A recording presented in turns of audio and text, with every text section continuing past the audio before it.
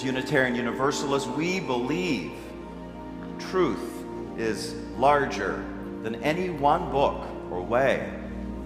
Religion and science, they go hand in hand. Integrity requires freedom of conscience. Diversity is something to celebrate. In the struggle for justice, we come alive. Our highest aspiration and calling is love.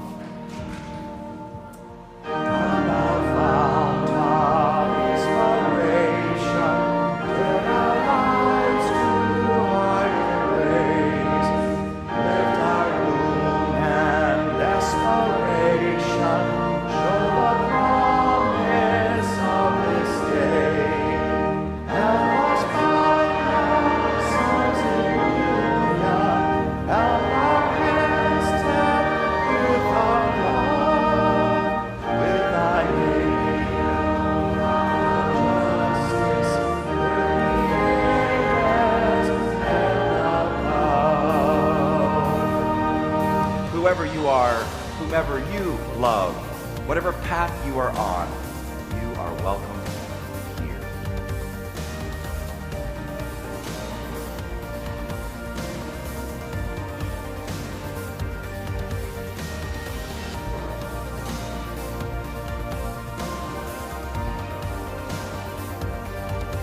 We light our chalice every Sunday. It is a beautiful symbol of our Unitarian Universalist faith.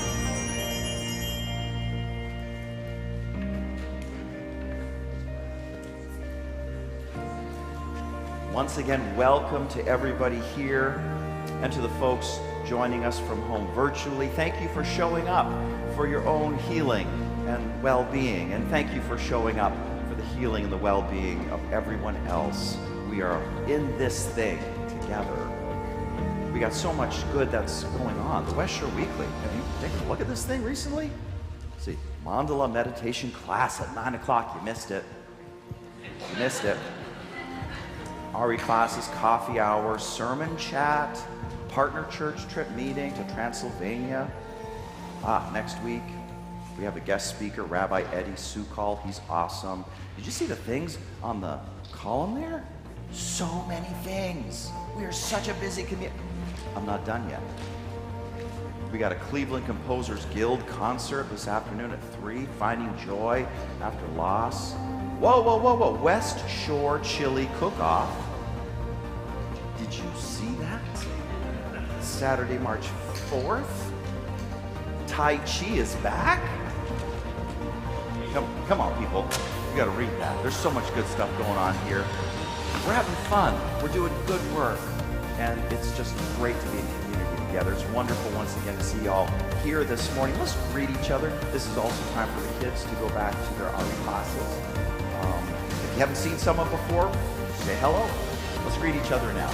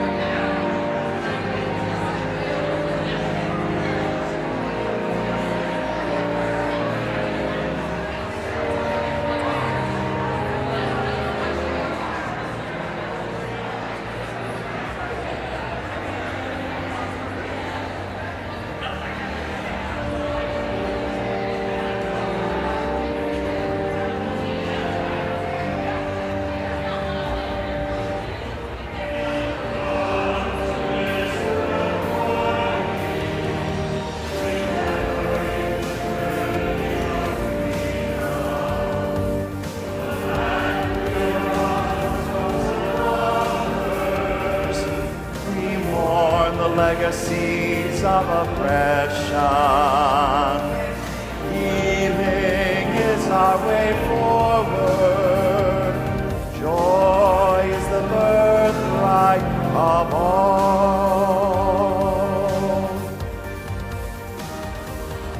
Isn't the greeting time just like a nice warm bath?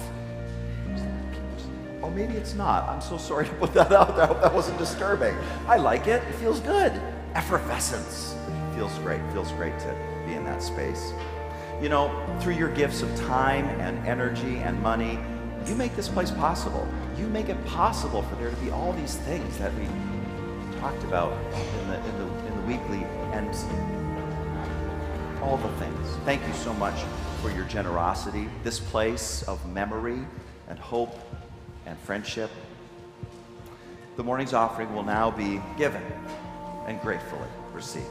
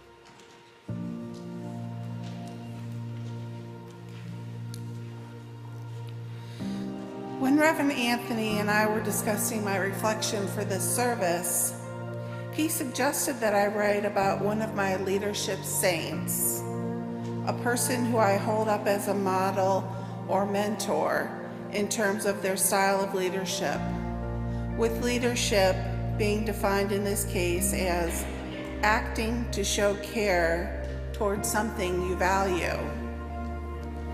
As a single woman, I don't have a partner with whom I might share my daily struggles. This means that I often internalize these aspects of my life, resulting in stress, which affects me mentally, emotionally, and physically.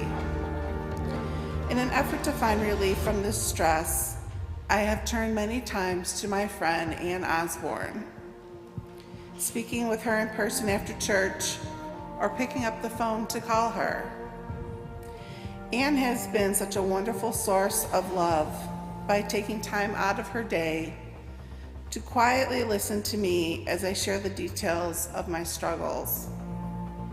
After respectfully listening to me, she would then ask if I wanted any input from her.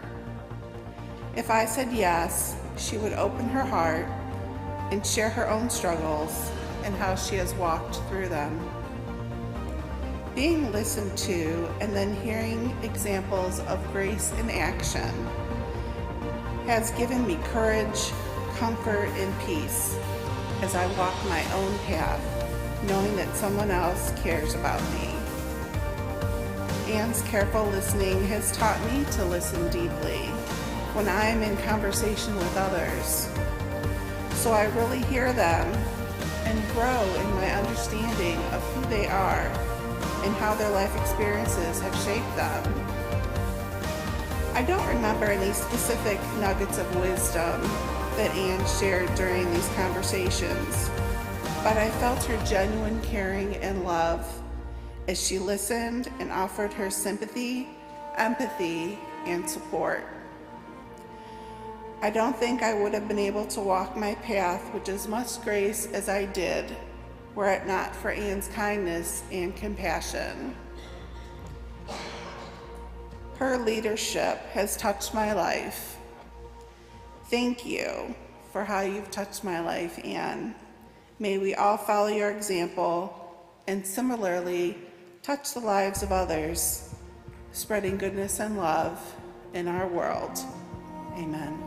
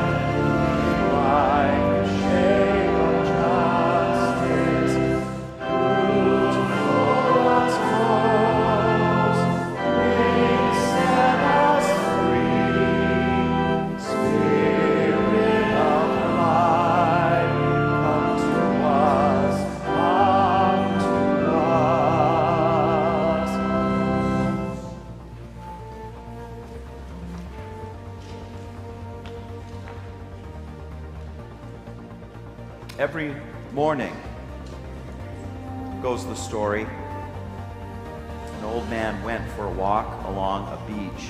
Soon, he spotted someone in the distance who seemed to be picking stuff up and throwing it into the sea. The person did it again and again. As the old man got close enough, he saw what was happening. It was a young man, and he was picking up starfish. There were thousands and thousands of them. They must have been pulled up by an immense tide and dumped there, stranded on the beach. When the old man was close enough, he asked the young man what he was doing. "Well, I'm throwing the starfish back to the sea," he replied. "The tide is going out, the sun is coming up, and soon it's going to be too hot on the sand, and the starfish are going to dry out and they will die." The old man threw back his head and laughed. "But the beach goes on for miles and miles. There are like 1,000,000 starfish out here. You will never be able to make a difference." The young man slowly picked up another starfish and threw it into the sea. As it splashed into the cool water, he turned to the old man and said, "I made a difference to that one." That is the story. And what I want to know is why the young man did what he did. Why, when he was walking the beach and he saw all of those starfish, he stopped. He picked up a few, he did what he could do, and he threw them back in. I call that leadership. It is leadership in the most essential sense of taking an active role in caring for something. It's the opposite of doing nothing. It's the opposite of seeing something that needs doing, but you don't care, or you don't care anymore, and you just walk on by. But with leadership, you stop. And in the moment, you do the caring thing that you can do. It's about service. And I love how Dr. Martin Luther King Jr. once spoke of this. He said, if you want to be important, wonderful. If you want to be recognized, wonderful. If you want to be great, wonderful. But recognize that he who is greatest among you shall be your servant. That's a new definition of greatness, Dr. King says. By giving that definition of greatness, he goes on to say, it means that everybody can be great. Because everybody can serve. You don't have to have a college degree to serve. You don't have to make your subject and your verb to agree to serve. You don't have to know what Plato or Aristotle believed to serve. You don't have to know Einstein's theory of relativity to serve. You don't have to know about the second theory of thermodynamics and physics to serve. You only need a heart full of grace and a soul generated by love. And you can be that servant. And that's Dr. King. Thank you, Dr. King. This is important, what we're talking about today. Having hearts full of grace, souls generated by love. God knows we are all busy. But for there to be more moments for you and for me of service, of leadership, where the heart is full of grace and the soul is moved by love, well, it definitely makes life more worth living. Everybody can be great because everybody can serve. But the reality is that many people do not serve. There are thousands of starfish scattered on the beach, stranded there. People just walk on by.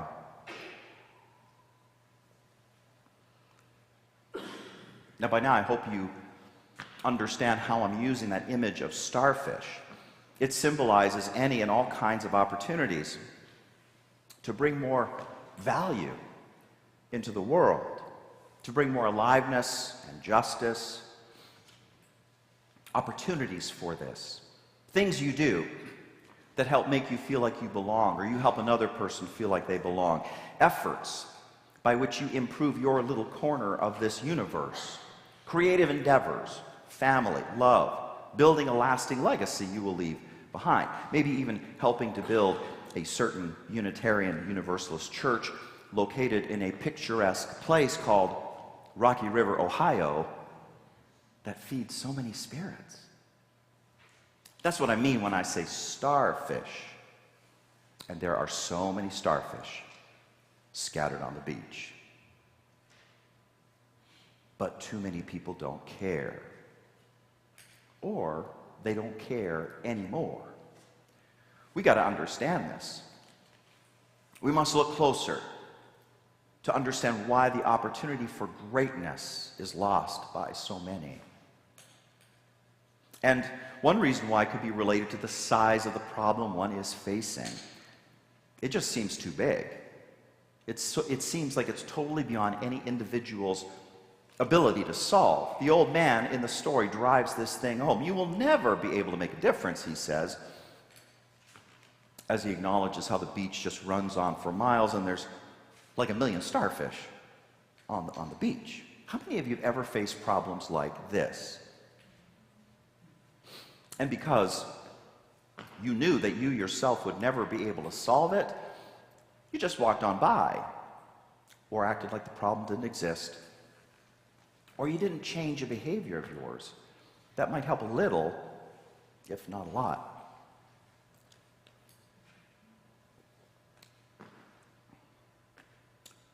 How about the starfish known as American democracy? With your little contribution being your single vote. How about the starfish known as climate change? With your little contribution being, for example, using your own reusable grocery bags at the store so you don't have to use the throwaway plastic ones they give you there, right? How about the starfish known as police violence against black people? Like Tyree Nicholas in Memphis. Do you hear the story? From this recent egregious example, it is only confirmed that it does not matter what the race of police officers may be. There is something in policing that unleashes disproportionate harm towards black people. Racism is there. All of this, and your little contribution, is the work you do on yourself to bring awareness to your unconscious biases and to neutralize them so that you can help make your little corner of the universe less violent for people of color. But again, all of these are just little contributions to a monster of Godzilla-like proportions. You will never be able to make a difference, the old man cries out. And you know, he's not just a figure in a story, he is in our heads. Who is this guy? How did he get there? And why might his laughter cause us to just walk on by? You know that voice in your head? You know what I'm talking about? Whoa, people, really am looking for a response here. You know what I'm talking about? Thank you. Whew, I thought I was alone. You guys were like an illusion. You know, I am getting over a cold, so I don't know. This might be delusional. I might be sleeping right now. I don't know.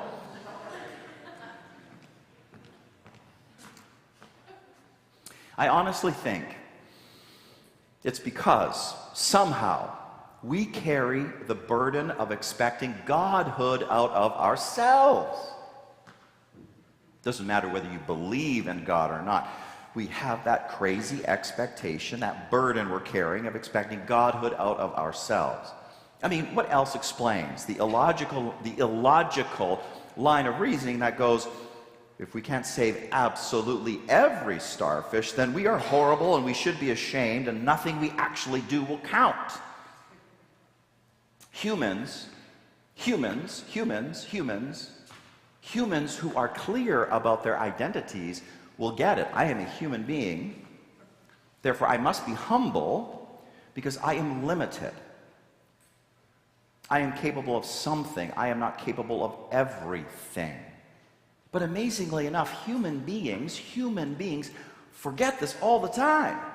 And so we end up judging ourselves as if we were under-functioning, irresponsible gods. How does such an impossible, incomprehensible burden come upon us? I was reading M. Scott Peck's The Road Less Traveled the other day. Finally got around to reading that gem. And at one point he says, many people are either unwilling or unable to suffer the pain of giving up, the outgrown, which needs to be forsaken. Consequently, they cling, often forever, to old patterns of thinking and behaving, thus failing to negotiate any crisis, to truly grow up, and to experience the joy of rebirth that accompanies a successful transition into greater maturity. M. Scott Peck continues, although an entire book could be written on each one, let me simply list, roughly in order of their occurrence, some of the major conditions, desires, attitudes, patterns that must be given up in the course of a wholly successful, evolving lifetime. He starts out with number one, the state of infancy, in which no external demands need be responded to. Some of us haven't transcended that one either, but I'm just kidding. The second one, the fantasy of omnipotence. Now I want to stop right there. There's 12 more items on his list, 12 more items. But let's stop right there. The fantasy of omnipotence, a fantasy that takes a person to one of the oldest layers of their personality, which needs to be outgrown and forsaken. But doing that is painful. The old man of the story seems not to have accomplished it, But the young man has, the young man who responds to that old man's laughter by picking up a starfish and throwing it into the sea and saying, made a difference to that one, and feeling good enough about that, feeling okay about that, feeling like it's enough, accepting his humanity. It turns out that the question, who am I? And answering it with rationality, maturity, and compassion, I am a human being, not a God, is key to our caring. It is key to doing the things one can do and bringing leadership into the moment.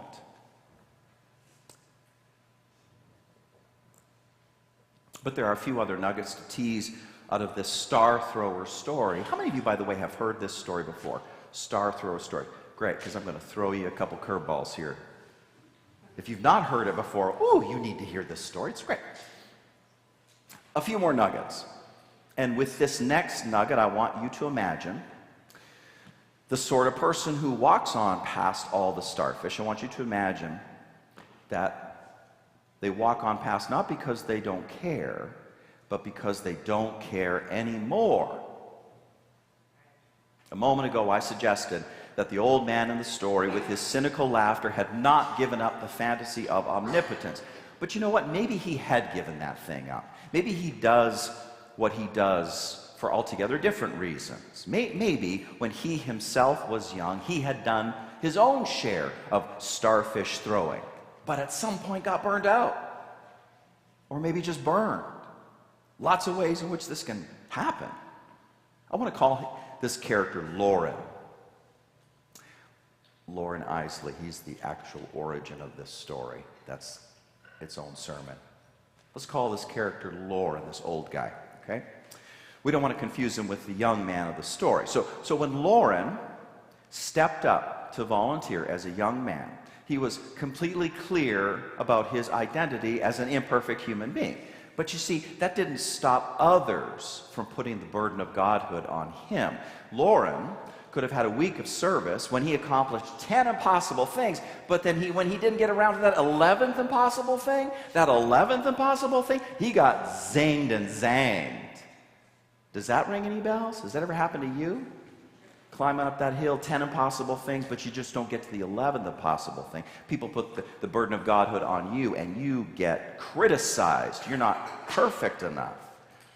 Perfectionism will burn anybody out. Perfectionism to this tune, that the next time they see a starfish, they just walk on by. And when Lauren got older, that's what clearly he did. Now let me say that I am fervently committed to excellence, but of the kind that incorporates flaws and mistakes as honored parts of the process. Perfectionism is the obstacle to growth. That's the obstacle to growth, not mistakes. Perfectionism is the obstacle, not simple satisfaction with good enough. Perfectionism is what freezes us up as individuals and institutions. We are saying, oops, constantly. We're kicking cans constantly down the road, staying away from the really hard problems that are inevitably going to expose our weaknesses and growing edges, but will also, if we stick with them, bring the greatest transformations and rewards. Perfectionism might have been the thing that burned Lauren out and led to his cynicism as an old man. Or maybe this happened. Lauren was asked to volunteer, but the job he ended up getting ran contrary to his leadership style. And folks really weren't savvy enough to understand that this is a bad thing with bad consequences. So here's how this might have looked. Say Lauren's leadership style, or his volunteer style, is that of the worker bee, right? For Lauren, okay, what this means is for Lauren to feel the greatness that Dr. King talked about through service, right? For him to feel that, well, it's got to come through hands-on projects. That makes Lauren feel like he is accomplishing something in the moment. So, when he was recruited to join the Save the Starfish Committee, at the Unitarian Universalist Church by the sea, he was expecting that the work would involve him getting out there into the beach, getting his feet sandy, getting sweaty, grabbing hold of individual starfish and flinging them back into the sea. But what happened instead is that the committee asked to meet with him in the church library. And the meeting agenda essentially focused on developing a strategic plan for increasing the number of folks who might get involved in the Save the Starfish initiative. Aspects of the plan included, number one, networking with area churches and nonprofits to drum up visibility and potentially new recruits. Number two, working with the minister and the music director to lead a Sunday service on the spirituality of saving starfish, including appropriately moving music by the director, the choir. Number three, developing a fundraising initiative to pay for the banner that would be posted on the beach area where the starfish are being saved, maybe to generate some like free publicity. Again, it's all about feeding the team, making the team bigger. That was what the meeting was about of the Save the Starfish Committee, there in the library of the Unitarian Universalist Church by the sea. You know, the fact is, some people love big picture planning. Some people love that kind of stuff. And they absolutely would feel that greatness that Dr. King talked about. They'd feel that greatness in the context of that committee service. They would feel that. I have heard it said that in any given congregation, 20% are like me. You just love the big picture planning stuff. You like that strategic planning. But the other 80% are more like Lauren. They're more like Lauren. They're worker bees. For them, a planning meeting full of talk is like something that Universalists don't even believe in.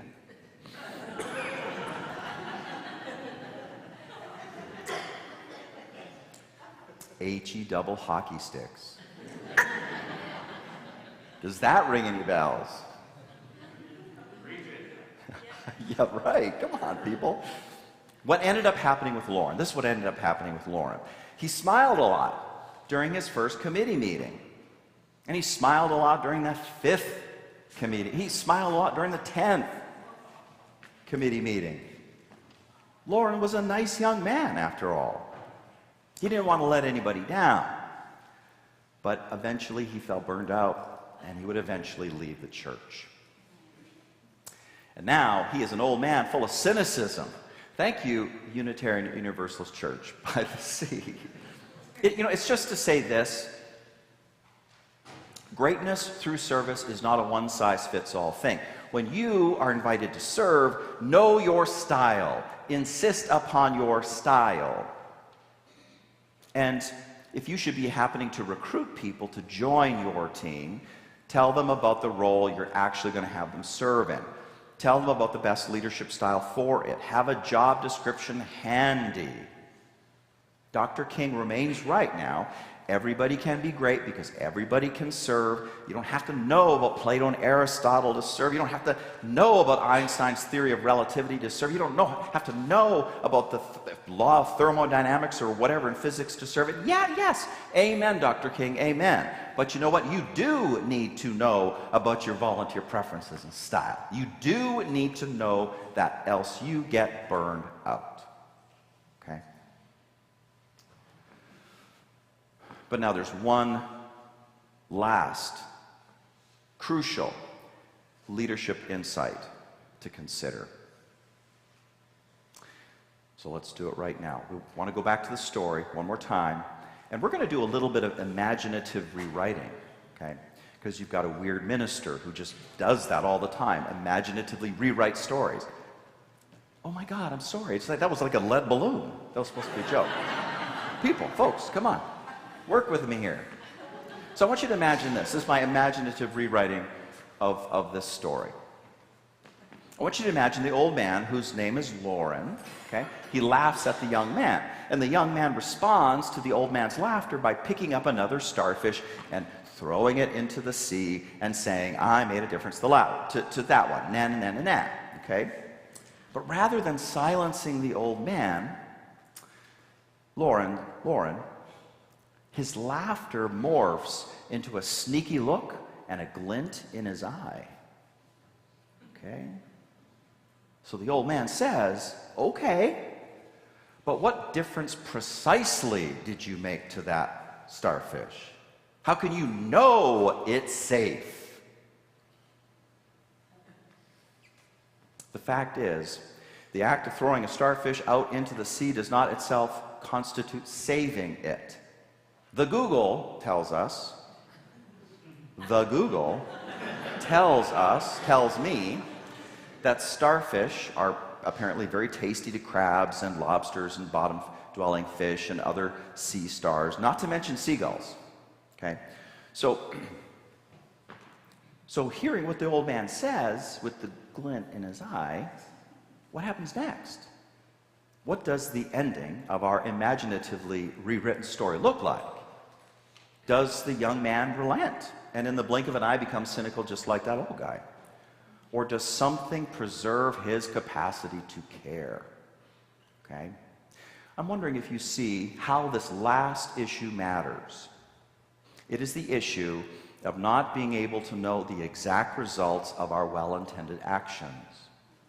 If we are clinging to results, if we are clinging to a certain result through our actions, if we must know the exact results, but we cannot know, well, this also can disappoint and disillusion and cause a caring person to walk on by. You know, our situation as a church is a glaring example of this.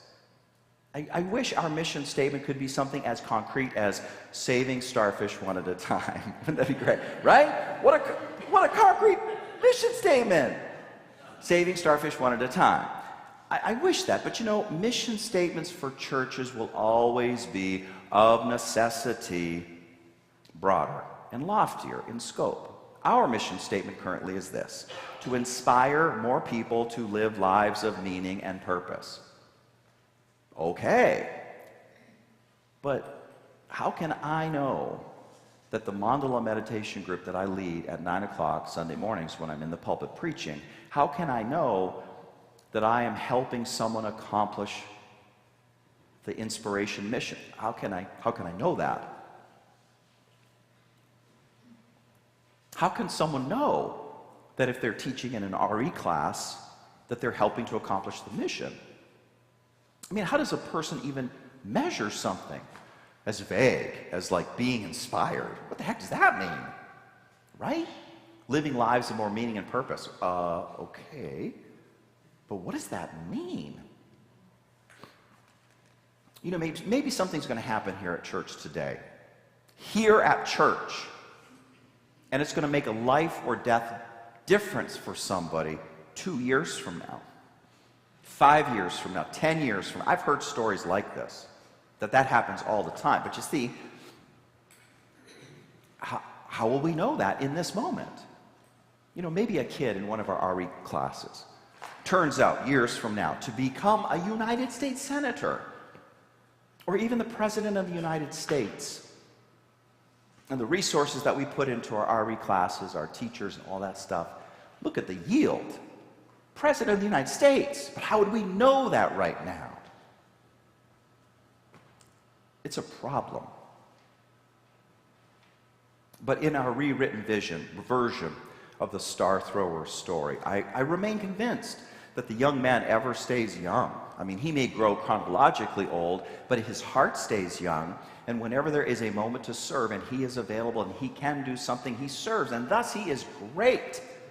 And here is why I think this. Yeah, he may not know with certainty the results of his throwing the starfish back into the sea. But he can know with certainty something else, the result to his sense of self, of not doing it, of not caring. for him to walk past something that deserves care. And he is honestly in a position to make a difference in that situation.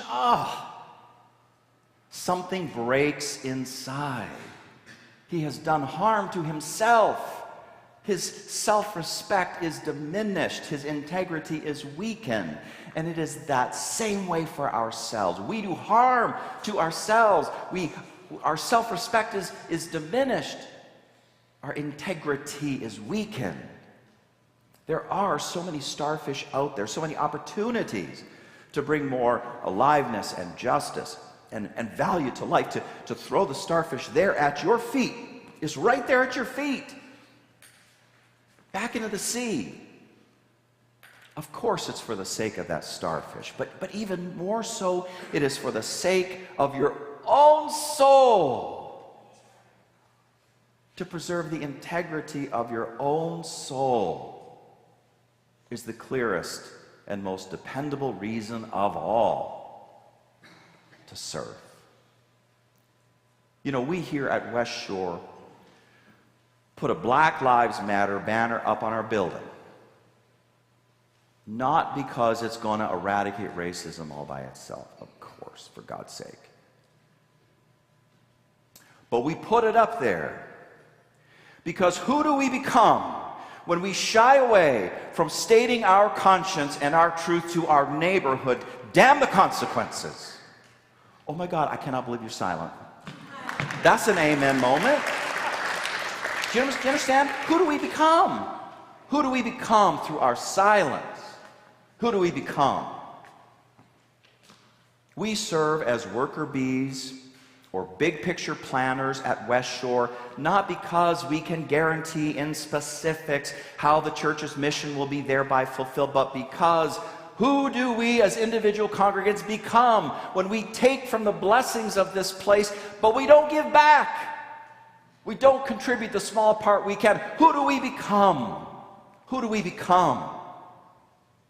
In our imaginatively rewritten story, the old man thinks that he has outfoxed that young man, asking him with his sneaky smile and that glint in his eye, "Okay, but what difference precisely did you make to that starfish you just threw back into the sea? How can you know that it is safe now?" And the young man replies, he says, "Honestly, I can't offer any guarantees except one, that if I do not find a way to serve, if I just walk on by, I lose self-respect. My soul shrivels. I believe I made a difference to that starfish I threw back. I hope so. But there is something I do know, and I know it without a doubt.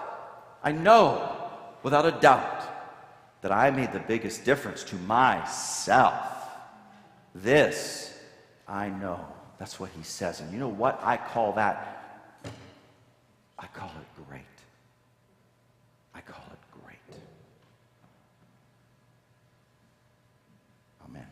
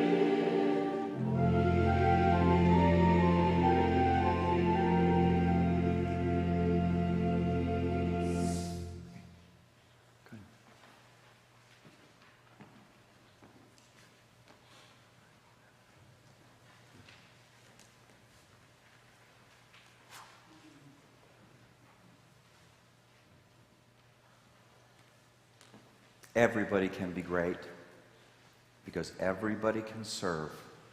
Everyone has a starfish, or 2 or 3, that is a great fit for their volunteer interests and talents. Remember, we're talking about opportunities to bring more aliveness and justice and value to life. Opportunities to step up, to show you care. Leadership. I want you to take a look at the West Shore Volunteer Interest Survey. It's included in your order of service.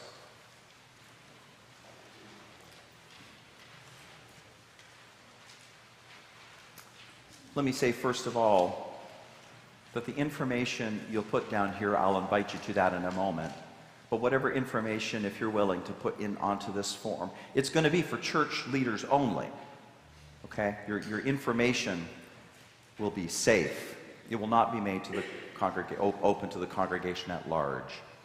What we're going to do with this information is we're going to help us do a better job matching people's interests to available volunteer opportunities. You know, maybe you've been around for a while, but it just seems like your volunteerism is kind of stuck in the same old places all the time. And you're interested in doing something different, but somehow, you know, the church leaders haven't gotten that message. Maybe you're new and you're wanting to find a way to get involved. This is one of the best ways to get involved, to make friends, to feel like you're connected. So you're looking for a way in. And once again, your filling this out will help us tremendously. So just very briefly, there's 3 sections to this thing. Front page, basic information, right? This will also help us to clean up our database, because maybe your information's changed, so this will help us for that reason too. But next section, skill-related questions. So that's the bottom of the first page and then second page. And then you'll see additional questions on the back, additional questions. That additional questions section is a very important one in the sense that it is a great way to let us know what your volunteer preferences are. Whether you are a worker bee or a big picture planner and other preferences. So that's what that section is all about. This form is going to take just a few minutes to fill out. I have road tested this with the staff. We literally carved out a time in our staff meeting. Look, it was like the quickest person done was 2 minutes, and then, pardon me, there was someone like the longest time was 4 minutes. So it doesn't take too long. It doesn't take too long to fill out. So the ushers are actually, I've been seeing them coming around. They're giving surveys and pens to people. Who still needs a survey? Does anybody need a pen, something to write with? We restocked the pencils and we got pen. Okay, great. Oh my God, you guys are prepared. Fantastic. Thank you, ushers, you amazing people. So we are going to launch into some music here in a moment. I will invite you to fill out this survey, and then when it looks like most people are done, we'll have the ushers to come by and get them. If you are not done, if you've got just a little bit left to do by the time the ushers come around, no worries.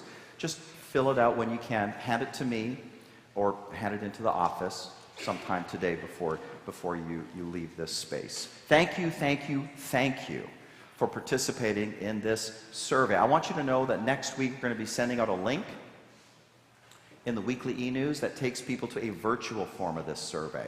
We just want as many people as possible to be able to participate. So I want you to know that. All right, are you ready?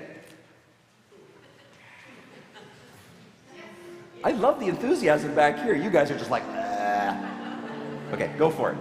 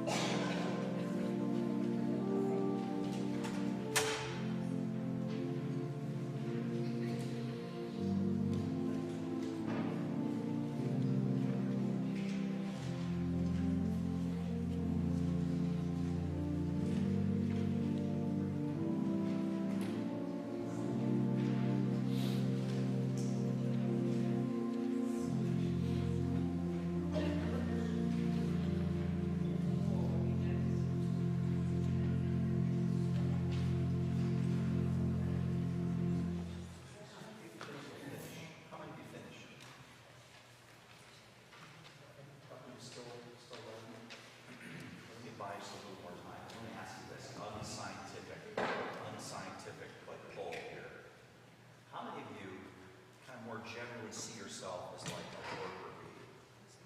Right, worker bee. You like to practical, get it done tasks. How many? Let me see.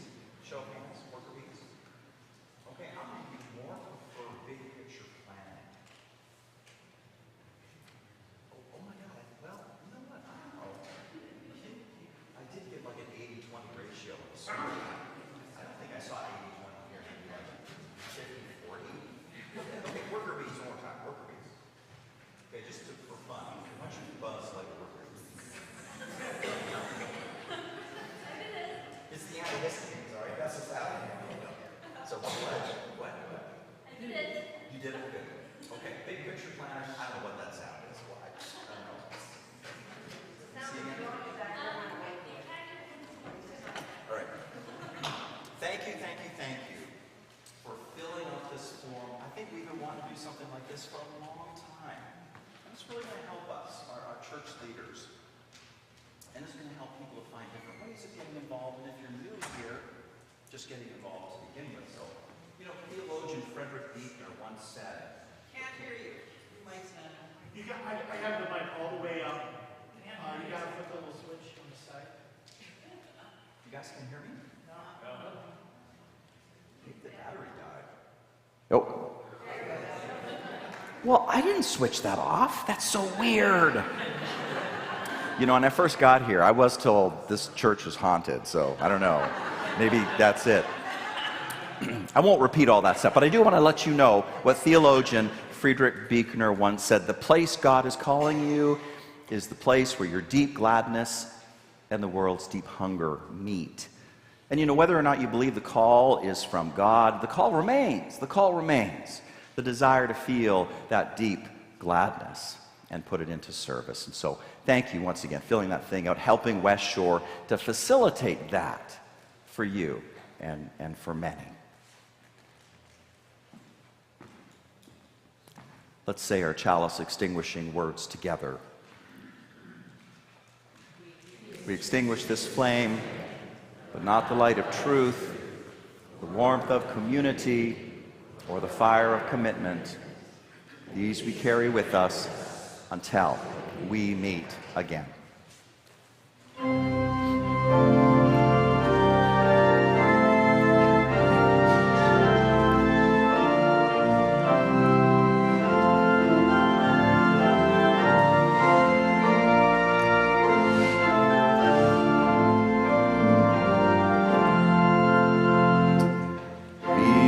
That guide whom love sustains, rise above the daily strife.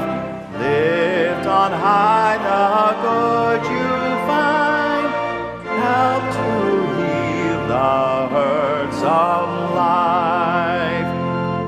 Be that helper, nothing daunts, doubt of friend or taunt of foe. Ever strive for liberty, show the path that life should go. Be that builder, trusting good, bitter though the test may be. Through all ages they are right, though they build in agony. Be that teacher faith directs, moving on the old frontier.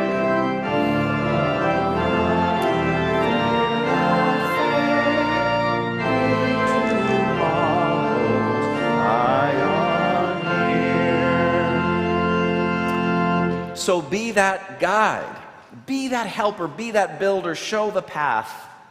Tonight, there is a vigil for Tyree Nichols. It's at the Free Stamp in Willard Park downtown, 6 o'clock. If you can make it, bring candles, bring flashlights. They say it's to shine a light on injustice. If you can make it, go for it. Come if you can. Be that guide. Be that builder, be that teacher, show the path. No one can do what you can do. Howard, no one can do what you can do. No one can do, Marty, what you can do.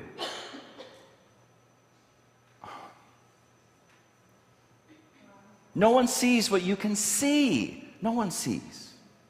Your corner of the universe is a precious place.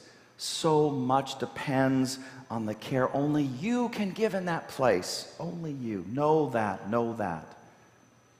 As we leave from this place today, know that. Go in peace.